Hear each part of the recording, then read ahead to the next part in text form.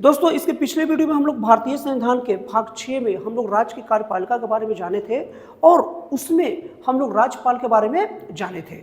और दोस्तों आज की वीडियो हम लोग जानेंगे मुख्यमंत्री के बारे में। और दोस्तों आप लोग को बता रहा हूं कि ये वीडियो देखने के बाद लिंक में जाकर इसके पहले वाला वीडियो देख लीजिएगा जो भाग 1 के नाम से ये भाग 2 है।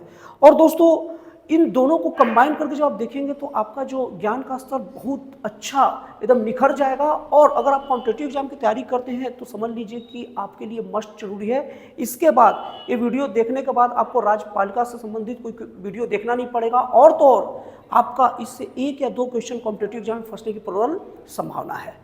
तो दोस्तों अब हम लोग जानते हैं राज्य के मुख्यमंत्री के बारे में। दोस्तों भारतीय संविधान के अनुच्छेद 163 में प्रावधान किया गया है कि राज्यपाल के काम में सहयोग के लिए प्रत्येक राज्य में एक मंत्रिमंडल की व्यवस्था होगी और इस मंत्रिमंडल का जो प्रमुख होगा वो मुख्यमंत्री होगा। और दोस्तों भारतीय संविधान के अनुच्छेद 164 के हिसाब से राज्यपाल विधानसभा के बहुमत दल के नेता को मुख्यमंत्री नियुक्त करेगा। और दोस्तों मुख्यमंत्री बनने के लिए जरूरी नहीं है कि विधानसभा का सदस्य निर्वाचित उस वक्त हुए हो। कोई भी व्यक्ति अगर विधानसभा का सदस्य नहीं है और उस अगर राज्य में राज्य विधान परिषद है तो चाहे तो विधानसभा का सदस्य भी मुख्यमंत्री नियुक्त हो सकता है। और अगर मान लीजिए उस राज्य में विधान परिषद नहीं है, जैसे एग्जांपल तौर पर विधान परिषद सब आपको क्लियर कर दूं दोस्तों, हमारे देश में कुछ राज्यों में विधान परिषद की व्यवस्था भी की गई है, जैसे बिहार हो गया, महाराष्ट्र हो गया, कर्नाटक हो गया, आंध्र प्रदेश हो गया, तेलंगाना हो गया और भी राज्य हैं, इसमें विधान परिषद की व्यवस्था है। मतलब वहाँ पर ना द्विसदनीय मतलब राज्य की विधानसभा और विधान परिषद है और मुख्यमंत्री इन दोनों में से कोई भी एक हो सकता है, चाहे विधानसभा का हो या विधान परिषद का हो। और दोस्तों बता दूं विधानसभा के जो सदस्य होते हैं वो निर्वाचित होते हैं, मतलब जनता प्रत्यक्ष चुनती है, और विधान परिषद के सदस्य अलग अलग राज्य की विधियों के द्वारा चुने जाते हैं। तो दोस्तों मुख्यमंत्री इन दोनों में से कोई भी सदस्य हो सकता है और मंत्रिमंडल के सदस्य भी इन लोगों में से कोई भी हो सकता है। लेकिन दोस्तों अब शर्त ये उठता है कि उस राज्य मान लीजिए विधान परिषद नहीं है, जैसे कि भारत के बहुत सारा जो विधान परिषद नहीं है, जैसे छत्तीसगढ़ हो गया, उड़ीसा हो गया, फिर उसके बाद मध्य प्रदेश हो गया, बंगाल हो गया, ये सब जगहों में विधान परिषद नहीं है, केवल विधानसभा है, मतलब केवल जनता के चुने हुए सदस्य विधायक के रूप में आकर बैठते हैं। और मान लीजिए उसमें से कोई व्यक्ति मुख्यमंत्री अपने आप को मतलब मुख्यमंत्री मतलब कहता है मेरा बहुमत दल का समर्थन प्राप्त है, लेकिन उस वक्त अगर विधानसभा का सदस्य न हो मतलब विधायक भी ना हो तो भी वो मुख्यमंत्री नियुक्त हो सकता है अगर वहाँ बहुमत दल का नेता हो और बहुत सारे बहुमत में विधायक उनका सपोर्ट करे तो। लेकिन शर्त यह है कि 6 महीने के अंदर उन्हें कहीं ना कहीं से विधायक बनना पड़ेगा, अन्यथा उसका मुख्यमंत्री का पद खत्म हो जाएगा। तो दोस्तों इस तरीके से आप लोगों को समझ में आ गया कि मुख्यमंत्री कैसे बनते हैं।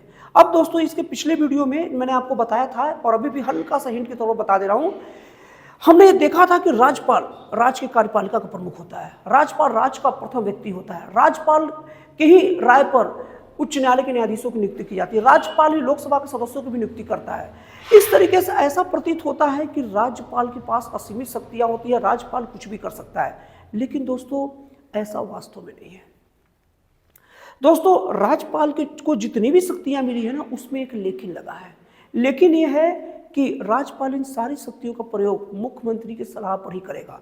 दोस्तों एक का दुक्का कुछ शक्तियों को छोड़ दे तो सारा का सारा काम राज्यपाल को मुख्यमंत्री की सलाह पर ही करना पड़ता है। तो दोस्तों इस तरीके से देखा जाए ना तो मुख्यमंत्री ही वास्तविक तौर पर राज्य का सबसे शक्तिशाली पर्सन होता है, लेकिन बस औपचारिक तौर पर राज्यपाल को माना जाता है। यहां तक कि राज्यपाल जो सजाओं को माफ भी करता है वो भी मुख्यमंत्री की सलाह पर ही करता है। अब दोस्तों लोग मुख्यमंत्री की प्रमुख शक्तियां और कार्य को जान लेते हैं। दोस्तों मुख्यमंत्री एक बार जब नियुक्त होता है तो मुख्यमंत्री ही सलाह देता है राज्यपाल को और उसी के सलाह पर अन्य मंत्रिमंडल की भी नियुक्ति होती है। मंत्रिमंडल के सदस्यों को भी नियुक्ति की सेम वही प्रक्रिया है जो मुख्यमंत्री का है।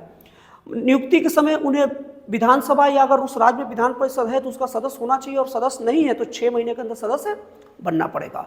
और दोस्तों मुख्यमंत्री चाहे तो किसी भी मंत्रिमंडल के सदस्यों को हेरफेर भी कर सकता है। और दोस्तों मुख्यमंत्री जो भी राज्य में गतिविधियां चलती है उन सब की रिपोर्ट राज्यपाल को सौंपता है और मुख्यमंत्री की सलाह पर ही उस रिपोर्ट को आगे क्या करना है ये सब काम राज्यपाल करते हैं। और दोस्तों मुख्यमंत्री के पास ये शक्ति होती है कि अगर मुख्यमंत्री का राज्यपाल को सलाह दे दे कि अब इस विधानसभा को भंग कर दिया जाए तो उसी समय विधानसभा भंग हो जाएगा और फिर से चुनाव कराना पड़ सकता है। दोस्तों, भारतीय संविधान के अनुच्छेद 167 मतलब 167 के तहत मंत्रिमंडल जो भी कार्य कर रहे हैं या उनके आगे की जो भी काम करने की योजना है वो सब की जानकारी राज्यपाल को देता है। तो दोस्तों, इस तरीके से देखा जाए तो मुख्यमंत्री राज्यपाल और मंत्रिमंडल के बीच का एक कड़ी के रूप में काम करता है।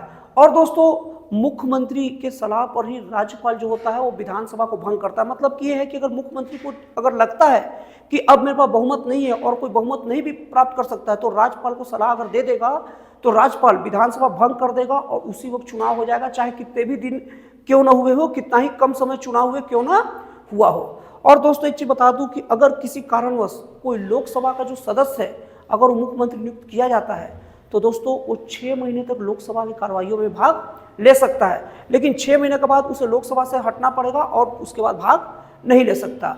और दोस्तों, मंत्रिमंडल को लेकर 91वें संविधान संशोधन बहुत काम का है दोस्तों, नोट करके रखिएगा। दोस्तों, 91वां संविधान संशोधन 2003 के द्वारा ये व्यवस्था की गई कि मंत्रिमंडल के सदस्य किसी भी राज्य में 15% से ज़्यादा नहीं रहेंगे, लेकिन पूर्वोत्तर का राज्य जैसे सिक्किम, मिजोरम, ये सबको अपवाद स्वरूप छूट दे दिया गया है। दोस्तों, एक बहुत ही काम का चीज़ देख लीजिए, अब नोट कर लीजिए, बहुत ही काम का चीज़ है।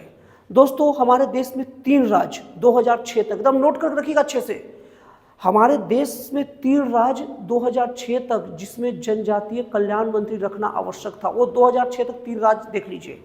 पहला उड़ीसा, दूसरा मध्य प्रदेश, तीसरा बिहार।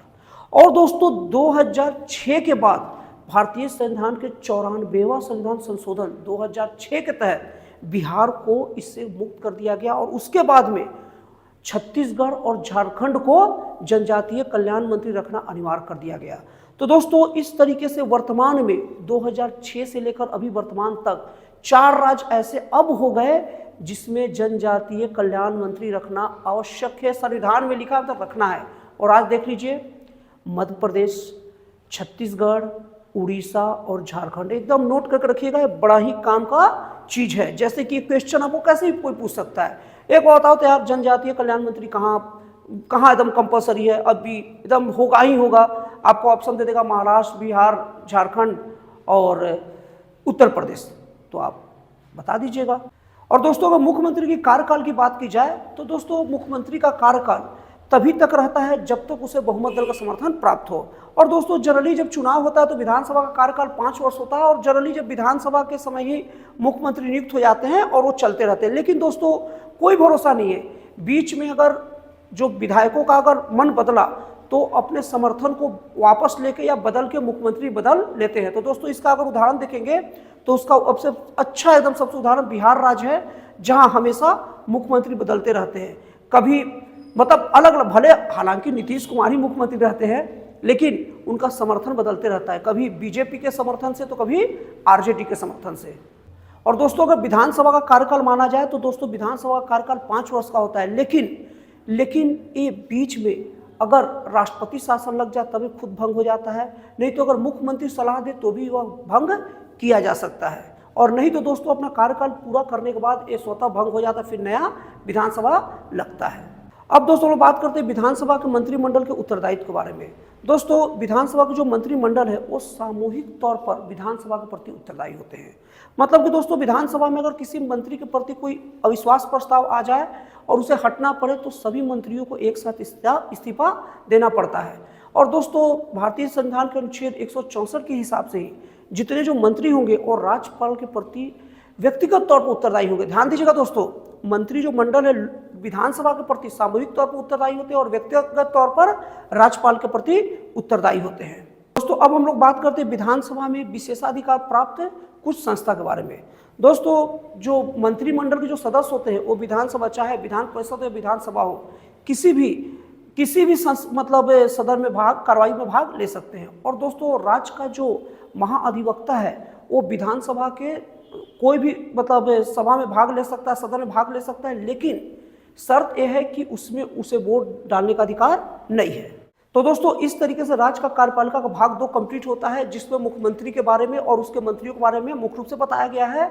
तो दोस्तों, इस निचोड़ के तौर पर यह कह सकता हूं कि इसके भाग 1 में राज्य की कार्यपालिका प्रमुख राज्यपाल का वर्णन है और भाग 2 में मुख्यमंत्री और उनके मंत्रियों का वर्णन है।